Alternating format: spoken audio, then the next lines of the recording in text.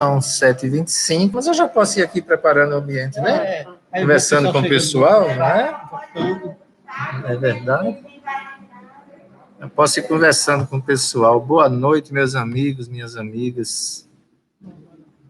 Estamos preparando a nossa conversa que vai começar às 19h30, às 7h30. Por enquanto, vamos preparando o nosso ambiente psíquico, né, mental.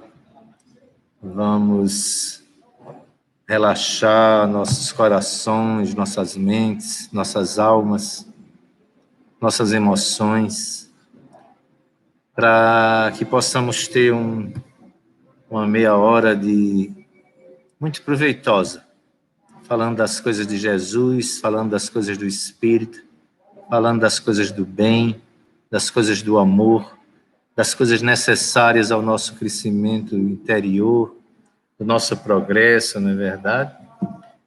Então, o momento é de estabelecer nossa... Boa noite, Ilma, Nelly, boa noite, que bom vocês presentes. O momento, então, é isso, é de estabelecer essa ligação na profundidade do nosso ser, serenar nossa cabeça, vibrar numa sintonia similar à sintonia dos nossos irmãos espirituais, nossos queridos guias e mestres, nossos mentores, os mentores dessa instituição, todos aqueles trabalhadores do bem, do amor, da paz, da bondade, da saúde, né? Então nós entramos nessa sintonia. E como que a gente faz para entrar nessa sintonia? A gente relaxa.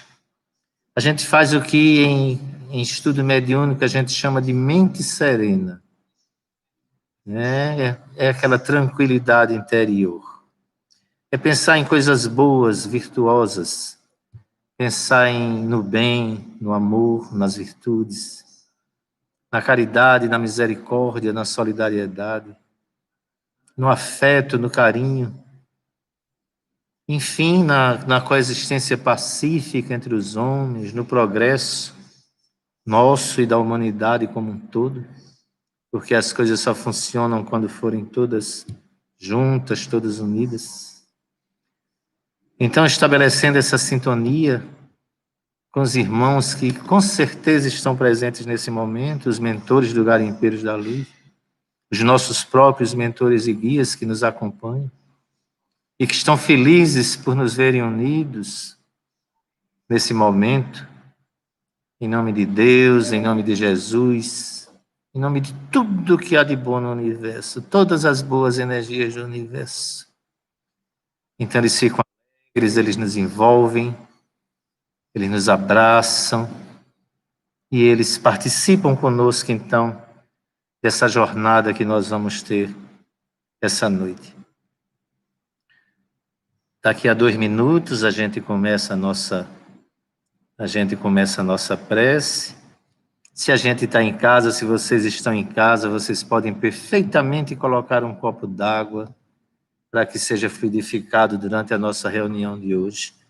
E ao final vocês a bebem com muita fé, com muita confiança, que os bons espíritos a magnetizaram para aquelas necessidades que cada um de nós tem e que ele sabe identificar. Então, meus irmãos, vamos abrir a nossa reunião da noite com a prece. Vamos pedir a Jesus, nosso mestre maior, nosso guia, nosso amparo, nossa fortaleza, nosso parâmetro, nosso paradigma, nosso amigo, nosso irmão, para que esteja conosco nessa noite, nos assista, nos abençoe, ilumine as nossas mentes, clareie os nossos corações e os nossos pensamentos. E que a nossa noite seja produtiva, os nossos estudos sejam produtivos, que nós possamos aproveitar bastante da leitura e do estudo do Evangelho de hoje. Em Tuas mãos, Senhor, em Tuas mãos, Jesus, E em nome de Deus, nosso Pai maior, vamos iniciar a nossa conversa da noite de hoje. O tema da noite de hoje é do capítulo 17 do Evangelho segundo o Espiritismo. Eu gostei muito quando me foi passado, porque é meu capítulo predileto. Eu acho que todo mundo tem um trecho, uma parte predileta do Evangelho, né? A minha é exatamente o capítulo 17, Sede Perfeitos, aonde vai ser feita uma convocação para que nós busquemos essa perfeição, essa melhora, esse aperfeiçoamento interior. E abre com um tópico chamado Caracteres da Perfeição.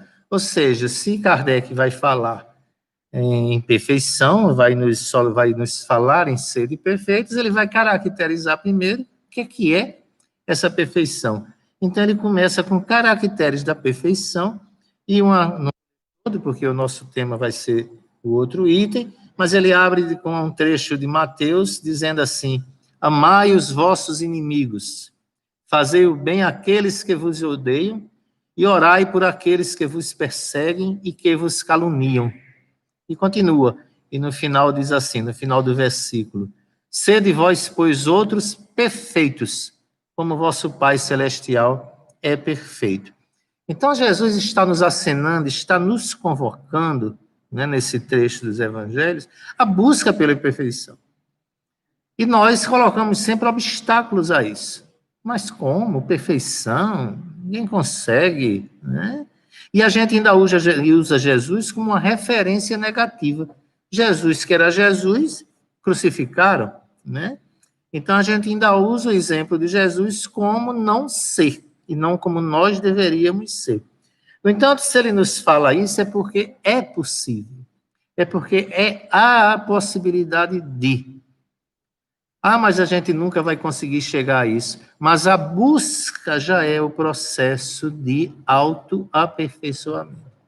O caminhar, o buscar, o processo, o trabalho, não é? A trajetória, a viagem, a caminhada em si já é o processo de autoaperfeiçoamento. Não é? Eu sempre cito um poema de Augusto Rua Bastos, que eu gosto muito, que ele fala em utopia, e ele diz que a gente dá 2 passos, a utopia recua, a gente dá 3 passos, a utopia recua 3 passos, e ele pergunta então assim, então para que serve a utopia? E responde, para isso, para que nós caminhemos. Então a busca da perfeição é exatamente o estímulo para que nós estejamos sempre ascendendo, estejamos sempre no processo de crescimento, como quem sobe uma montanha. Não é? A gente não vai chegar no pico jamais, que bom, porque se a gente chegar no alto da montanha, não tem mais para onde ir, a não ser descer. Então, é interessante que nós todos estejamos nesse processo de crescimento, não é? Então, no item 2 é o homem de bem. Na verdade, o item 3, o homem de bem. E aí ele vai colocar, digamos assim, os requisitos necessários, não é? Uma espécie de roteiro, para que nós sejamos isso que ele está nos convocando, pessoas de bem, homens e mulheres de bem. Então, ele vai colocando os itens. O meu evangelho antiguinho, surrado, ele era todo assinalado, anos atrás, assinalei tudo aquilo, né, como um incentivo para exatamente buscar sabendo que, evidentemente, isso é um trabalho milenar, né, mas a gente precisa começar. Achar que é um trabalho milenar e não dar o primeiro passo, a gente nunca vai sair do canto. Então, esse item 3 do capítulo 17, ele vai dizer, ele começa assim: o verdadeiro homem de bem é aquele que pratica a lei de justiça, de amor e de caridade em sua maior pureza. Então, já traça um roteiro, não é? Porque, às vezes, nós queremos ser pessoas de bem, né? Queremos estar no time de Jesus, no time do vencedor, no time do amor. No entanto, não sabemos qual o caminho. O que é que eu faço? Como é que eu ajo para chegar a isso? Né? Vou fazer parte de tal ou tal movimento? Né? Vou sei lá o quê? Qual é a atitude que eu vou tomar? Então, a gente busca, sem, às vezes, meio desorientado, procura gurus, etc, etc. E, na verdade, aqui ele dá o roteiro. É aquele que pratica a lei de justiça, de amor e de caridade. Mas até isso necessitaria, não é? Um estudo maior sobre o que é amor, sobre o que é justiça, sobre o que é caridade. Mas hoje nós vamos, então, para o item 5. Agora sim, a parábola do semeador, que é o nosso assunto principal. E começa evidentemente, com a parábola do semeador, que também é uma parábola da minha predileção, até pela poesia que a envolve, né? E diz assim: naquele mesmo dia, Jesus, tendo saído de casa, sentou-se perto do mar, e se reuniu ao seu redor uma grande multidão. Por isso ele subiu no barco, onde se sentou, e todo o povo estando na margem, e lhes disse muitas coisas por parábolas, falando-lhes desta maneira. A leitura do Evangelho, a gente acha que lê o Evangelho, no entanto, na verdade, a gente lê trechos, não é? Os católicos ouvem a leitura nos domingos, na igreja, de trechos do Evangelho. Muito pouca gente se dispõe a ler realmente o Evangelho. No entanto, eu lhes adianto, meus amigos, é uma leitura que gratifica imensamente, porque é poética, é bela, essa imagem que começa, sentou-se perto do mar e se reuniu ao seu redor uma grande multidão. A gente fica imaginando Jesus, não é? Sentado num barco, na beira da praia. O mar que ele fala aqui é um lago, é o lago da Galileia, enorme. Então, aquele cercado por pessoas simples, e ali ele começa a conversar e a pregar, e ele vai usar exemplos de uma simplicidade maravilhosa para que seja compreendido pelo povo. Então ele diz assim: o semeador saiu a semear. Vai variar de acordo com a tradução, né? Aquele que semeia saiu a semear. E enquanto semeava, uma parte das sementes caiu ao longo do caminho, e vindo os pássaros do céu, a comeram. Outra caiu nos lugares pedregosos, onde não havia muita terra, e logo nasceu porque a terra onde estava não tinha profundidade. Mas o sol, tendo se erguido, a queimou, e como não tinha raízes, secou. Outra caiu nos espinheiros, e os espinhos, crescendo, a sufocaram. Outra, enfim, caiu em terra boa, e deu frutos, alguns rendendo 100 por um, outros 60 e outros 30. Que ouça aquele que tem ouvidos para ouvir, não é? Aí há outro trecho da mesma parábola, só que de Mateus, no capítulo 13, e segue-se a interpretação. O que é isso? Fácil, evidentemente, de a gente fazer uma leitura linear, né, desse texto. Quer dizer que os ensinamentos, os bons ensinamentos, não são os ensinamentos de Jesus apenas. Jesus está falando que os bons exemplos, que os bons ensinamentos... mas há outros bons ensinamentos que não os de Jesus? Com certeza, com certeza. 400 anos antes de Jesus, os filósofos gregos já falavam das virtudes, da retidão, de comportamento, de atitudes, já questionavam algumas práticas dos pagãos e colocavam o caminho da retidão como algo extremamente necessário. Sócrates, Platão, Plotino, eu gosto muito de Plotino, Epicteto, Sêneca, enfim, os filósofos, de uma maneira geral, Aristóteles, de uma maneira geral, eles já traçavam um caminho, uma reta, um objeto da busca pela virtude, da busca pelo homem de bem, que é o título do capítulo do Evangelho, não é? Já pregoavam, já convocavam o combate à dissolução dos costumes, né? A honestidade, a morte de quem já leu a morte de Sócrates, né? A mulher dele, ele está preso, e a mulher dele diz: mas meu filho, você vai morrer injustamente?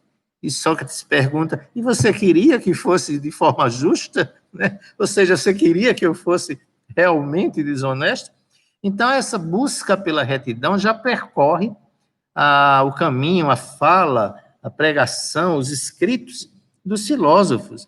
Então, Jesus fala exatamente disso, que essas convocações ao bem, né, esses bons exemplos, esses bons ensinamentos, podem cair em terra pedregosa, e esse pedregoso que ele fala são as pedras dos nossos corações endurecidos, né? Da nossa mente que se recusa a aceitar as verdades que nos são passadas, cai em locais entre espinhos, etc., e não ter rendimento, não frutificarem, né? Não brotarem, etc. Eu que gosto de planta, né? Conheço bem esse processo, sei como é que funciona.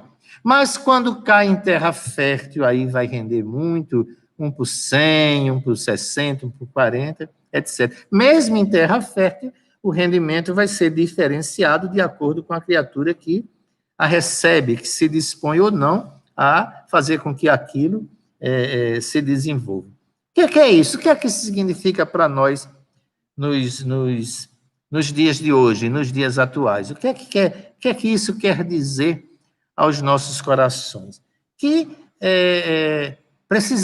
necessitamos estar receptivos, mais que receptivos, ansiosos, sequiosos, para dar início a essa atividade, a esse processo, né, de melhora interior. Essa é a finalidade, essa é a função de nós estarmos aqui. Essa é a finalidade das nossas encarnações. A gente não vem aqui de férias, a gente não vem aqui para passear, a gente não vem aqui para ficar numa grande colônia de férias, não. A gente vem aqui para trabalhar, né? Trabalho é a lei do universo. A gente vem aqui para aprender, a gente vem aqui para estudar, a gente vem aqui para se relacionar com as outras pessoas, e nesse relacionamento com as outras pessoas a gente ir crescendo, aprendendo a ser bom, a ser justo, a ser correto, a ser paciente, a ser humilde. Ah, mas não é fácil assim como você diz. É fácil.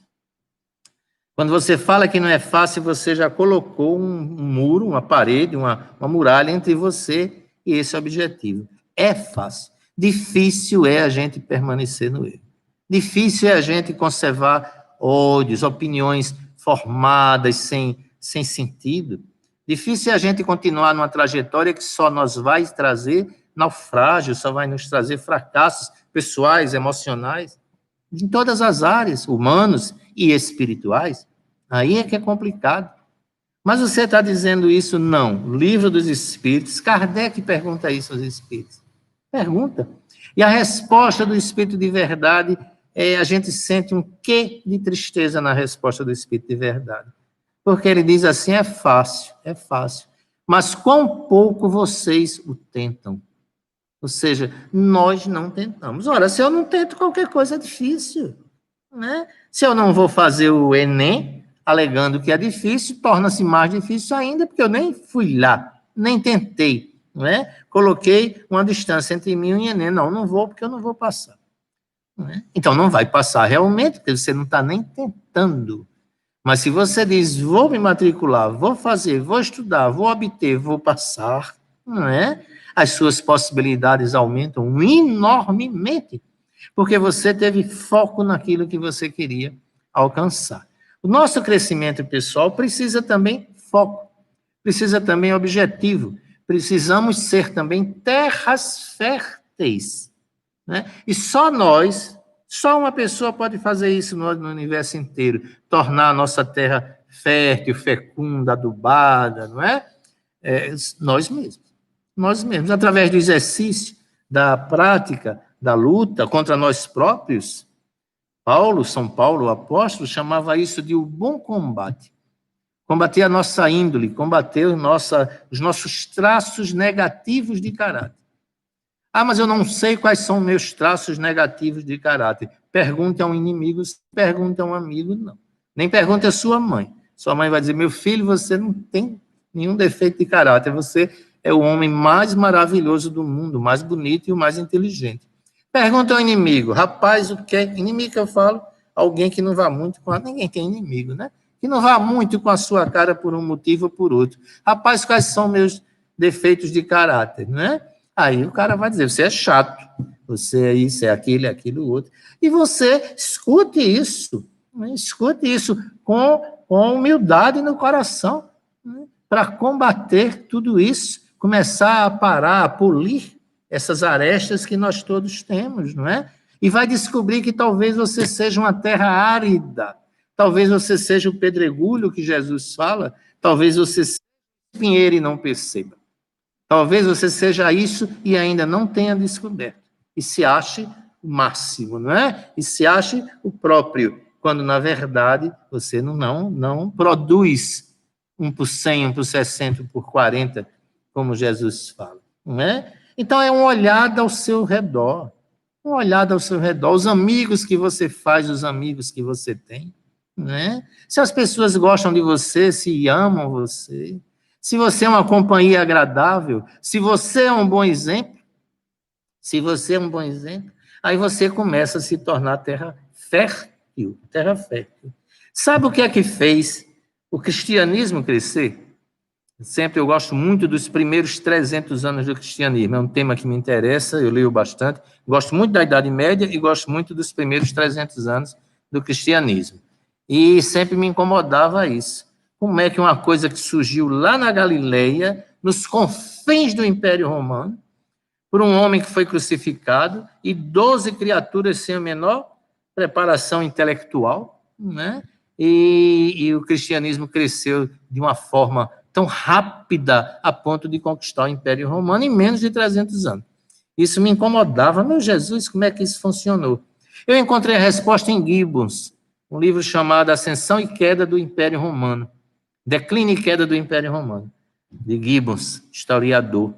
E um dos capítulos, ele enumera algumas razões por que o cristianismo cresceu tão rapidamente, né? Além, então, ele vem os tópicos, um dos tópicos é porque os cristãos, os primeiros cristãos, primeiro, eram criaturas, né? Não há registros sobre crimes praticados pelos cristãos primitivos. Mas, principalmente, aconteceu uma epidemia em Roma, varíola, se eu não me engano, e durante essa epidemia, os próprios famílias dos romanos contaminados se afastavam, fugiam, não é? Como é a epidemia hoje? Eu estou falando isso porque eu me lembrei do nosso Covid-19, não é? Covid não tem nem nome de epidemia. Epidemia é peste negra. Epidemia, peste negra. Bubônica. Isso é nome de epidemia, bubônica. Você não acha, Aldimar? Bubônica, espanhola. Covid parece nome de um órgão governamental encarregado do desenvolvimento de alguma coisa, né? Corona parece nome de cerveja, não tem nem nome de epidemia, mas é terrível. Então, durante essa epidemia, em Roma, os próprios romanos fugindo dos seus parentes e amigos, e os cristãos chegaram junto, os cristãos se dispuseram, os cristãos socorreram aquelas criaturas doentes, não correram, não tiveram medo, porque os cristãos primitivos não tinham medo da morte. O exemplo de Jesus era muito recente. O exemplo de Jesus apareceu aos seus seguidores, né, se deixar tocar, provando que a morte não existia, mostrando que havia vencido a morte. Aquele exemplo era muito presente entre os cristãos primitivos. Então, eles não tinham medo da morte. Eles encaravam a morte nas arenas com uma maior serenidade, cantando cânticos de louvor ao Mestre. Então, aquela atitude dos cristãos primitivos, né? aquela renúncia, aquele altruísmo, aquela dedicação, aquela coragem também, fez com que os romanos passassem a admirar, né? Aqueles homens que até então eles não tinham absoluto desprezo por homens que seguiam um carpinteiro crucificado. A partir de então, eles passaram a admirar. Que tipo de doutrina é essa? Que tipo de pensamento é esse que faz com que essas criaturas tenham esse destemor, esse altruísmo pelos outros, né? Nós o perseguimos e eles vêm se sacrificar em função de nós e de nossos filhos. Isso é o quê? Isso é terra fértil. É aquela terra que produz a 100 por 1. É a terra que produz a 60 por 1. É aquela terra que frutifica, porque cultivada com os valores do altruísmo, da generosidade, da fraternidade e etc. Então, é um bom momento, não é, de a gente se perguntar até onde eu sou fecundo, até onde eu produzo, até onde eu sou exemplo, até onde eu realmente sou cristão, porque a gente se afirma cristão, a gente bate no peito, né? Jesus é maravilhoso. Chico Xavier é um grande homem, um grande espírito. Kardec maravilhoso, não é? Mas a gente ainda tem grandes dificuldades de praticar. Então, esse capítulo 17 é exatamente o roteiro para que a gente procure desenvolver em nós essas qualidades, né? Quando ele diz o homem de bem, e ele começa com os tópicos, o homem de bem tem fé em Deus, em sua bondade, em sua justiça, né? Sem fé em Deus, nada. Sem fé em Deus é como Paulo dizia, né? Comamos e bebamos, porque nada vale a pena. Então, primeiro, desenvolver essa crença absoluta, essa certeza, essa convicção, que temos uma origem superior, que temos uma origem divina, que fomos criados pela inteligência suprema, causa primeira de todas as coisas, absolutamente todas as coisas. Se a nossa origem é divina, temos um pouco da divindade em nós e precisamos honrar isso. Então, esse é o primeiro passo para que a gente comece a se tornar essa terra fértil que Jesus nos solicita. O segundo, tem fé no futuro, por isso coloca os bens espirituais acima dos materiais. O que é que significa fé no futuro? Confiança. Confiança. Otimismo. Né? A gente começa a interpretar, a traduzir, a gente percebe que as coisas vão se tornando mais fáceis, não é? Fé no futuro é otimismo, é saber que as coisas amanhã vão estar melhor, com certeza, porque existe uma lei chamada Lei do Progresso, que diz que amanhã sempre vai ser melhor que hoje, e que hoje, por sua vez, já foi melhor que ontem, porque o mundo melhora sempre a cada dia. Ah, mas como é que tem tanta notícia negativa na televisão? Porque os meios de comunicação hoje são muito mais atuantes.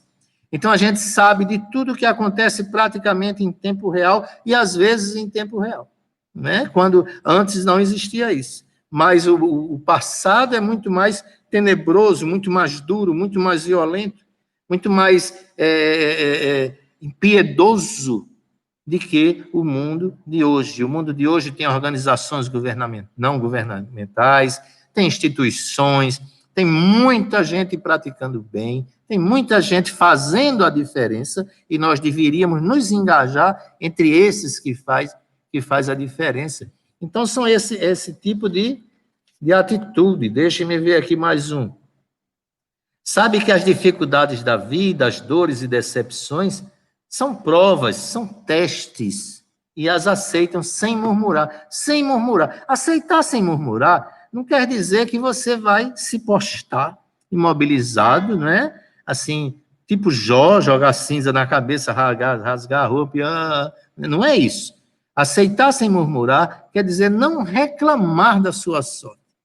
Procurar melhorar sempre, procurar progredir sempre, procurar seu progresso material, procurar o progresso dos seus filhos, etc, etc, com certeza. Mas aceitar as dificuldades como testes, como provas que Deus coloca à nossa frente para que a gente cresça, para que a gente progrida, para que a gente aprenda, para que a gente... Ah, tanta gente amiga aqui, que bom. Né? Rocine, boa noite, Rocine. Anitinha, um beijo, minha amada. Tudo bem? Que bom. Mona Lisa, Zonária, que legal. Então, as dificuldades é para que a gente malhe, digamos assim, para que os músculos das nossas virtudes, os músculos do nosso caráter cresçam, se enrijeçam, para que a gente fique sarado moralmente, para que a gente fique com aquela barriga tanquinho da moral, né? Para isso é necessário constantemente que a gente enfrente dificuldades de todas as ordens, de todos os tipos, porque são desafios, e esses desafios é que nos levam ao crescimento, é que nos faz nos tornar criaturas de bem. Dá tempo de eu pegar mais um item aqui. Encontra satisfação nos benefícios que derrama. Isso são os atributos do homem de bem. Encontra satisfação nos benefícios que derrama, nos serviços que presta, não é? Sem aguardar gratidão. Ou seja, você se sentir bem pelo ato de fazer o bem. Você ser feliz pelo ato de fazer os outros felizes. Você ser uma criatura bem resolvida, serena, tranquila, pelo fato de ser alguém que tem a consciência tranquila, que bota a cabeça no travesseiro à noite e dorme muito bem. E com poucas pessoas podem dizer isso, hein? com poucas pessoas. As pessoas têm uma dificuldade de resolver, não é? Eu sei porque a gente conversa e, né, as pessoas às vezes dizem, 3 horas da manhã eu tive uma inspiração do meu mentor. Eu digo, meu Deus, eu estava dormindo essa hora, graças a Deus, que o meu mentor deixa para me dar inspiração de manhã, né, ou mais cedo, porque madrugada eu estou dormindo. Mas tem muita gente que tem dificuldades de vários tipos. Essa epidemia provocou um fenômeno interessante. Eu tenho amigas psicólogas, amigos psicólogos também, e eles estão absolutamente, digamos assim, lotados, né? Eles não têm tempo para mais nada. Eles estão chegando em casa arrasados, tarde da noite e cansados. Tanta gente está procurando os consultórios dos psicanalistas, dos psicólogos, etc. Ou seja, muita gente usando uma expressão de gíria, muita gente entrando em parafuso por conta da quarentena ou do medo do corona, do Covid-19, não é? Ou das restrições, ou tudo isso, enfim, que a gente reconhece afeta, não é? Não deixa de afetar as limitações, a máscara, o isolamento social, etc. Então, muita gente buscando ajuda de psicólogos, né? De uma estrutura, de um apoio, quando a gente tem também, é normal que se faça isso, é correto que se faça. Se eu estou precisando, eu devo buscar, evidentemente. Mas é preciso entender que isso é mais uma epidemia, é mais uma doença muito grave, muito séria, muito problemática, está levando muita gente à morte, mas é mais uma epidemia que vai passar.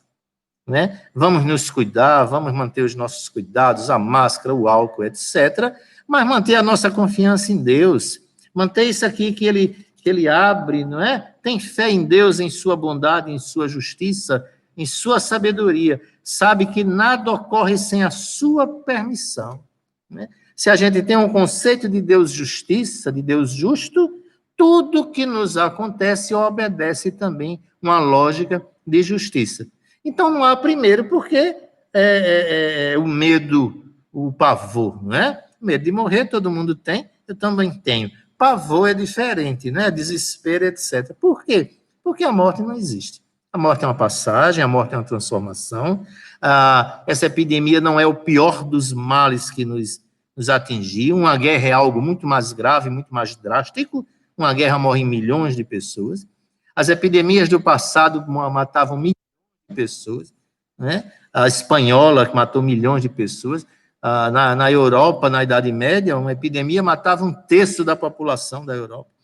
Então, hoje a medicina é mais evoluída, então a peste existe, a epidemia... Peste é ótimo, né? Epidemia existe, mas existe também o conhecimento, a técnica que Deus nos dá, a habilidade que Deus dá aos nossos pesquisadores, aos médicos, etc., para que essas coisas sejam resolvidas, as UTIs, os respiradores, os equipamentos, os medicamentos, a vacina que em breve está saindo, etc. Então, a gente tem que ter confiança.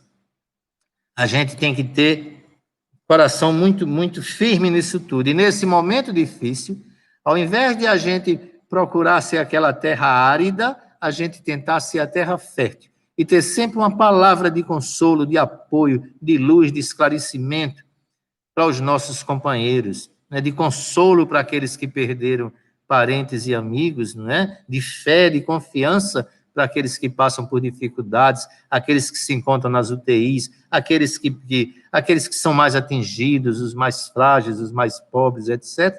Por todos esses a gente deve orar, mas a gente deve ter sempre uma palavra de confiança, de fé, de determinação, não é? Que a gente continua nossa trajetória, nossa jornada com Jesus, sempre Jesus.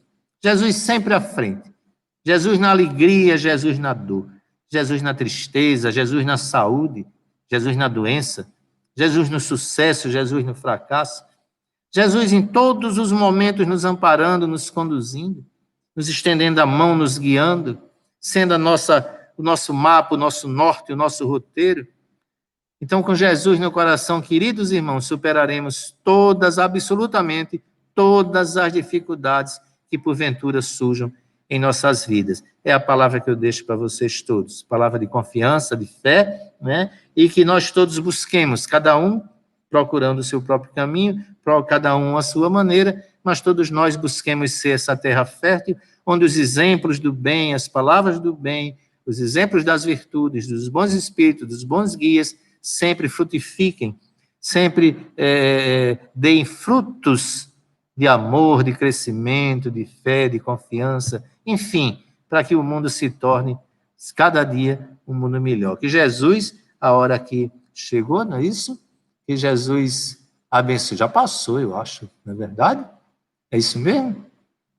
Que Jesus abençoe a todos nós, meus amigos. Uma alegria estar com vocês, saudades de todo mundo, né, dos nossos momentos aqui no salão, das nossas reuniões públicas. Que bom, nas nossas conversas. Eu encerro a transmissão, meu irmão. Oi? Estão nos lembrando aqui a prece de encerramento, evidentemente, né? Vamos fazer dessa prece um momento de vibração. Então, vamos mentalizar primeiro nossos queridos mentores e irmãos, nossos guias, que nos acompanham em todos os momentos. Vamos erguer o pensamento a Jesus, nosso amparo, nosso irmão maior, nossa referência primeira, e a Deus, nosso Pai Criador. E vamos vibrar por todos aqueles irmãos que nesses momentos se encontram nos hospitais, nas UTIs, por todos os enfermeiros, médicos, paramédicos, técnicos, motoristas de ambulâncias, todos que se encontram na linha de frente, pesquisadores, na linha de frente na luta contra esse vírus que nos atinge nesse momento. Vamos orar por aqueles que buscam uma vaga nos hospitais, uma vaga nas UTIs, aqueles que não têm plano de saúde, aqueles que as famílias passam por dificuldades de todo tipo, que os enviados de Jesus, que os mensageiros, seus anjos, todos esses compareçam, consolem, apoiem, ajudem, iluminem, deem coragem, força e fé. Vamos orar, meus irmãos queridos, por todos aqueles, enfim, por todas as famílias que já tiveram perdas, que perderam parentes, que perderam amigos. Vamos orar para que eles busquem nesse momento força interior, para que no fundo de seus corações eles recebam esse influxo generoso dos nossos amigos espirituais, que estão, não se enganem, em plena atividade para minorar todas essas dificuldades que nós passamos. Então, que todas essas criaturas, todas essas famílias enlutadas recebam a visita amiga, amorosa, carinhosa dos emissários de Jesus, irmã Sheila Bezerra de Menezes, Emmanuel, todos esses irmãos, Meimei, Januário Sico, Alta de Souza, enfim, toda a espiritualidade amiga, trabalhadora, que interfira, que intervenha para todos aqueles que mais necessitam. E por nós, para que nós também tenhamos sempre no fundo dos corações a coragem do cristão, a coragem do espírita, a coragem da criatura que conhece as suas origens, sabe do seu provável destino e põe a sua fé absoluta nas mãos do nosso Mestre Maior. Que Jesus esteja com todos vocês, queridos irmãos, que Jesus nos ilumine.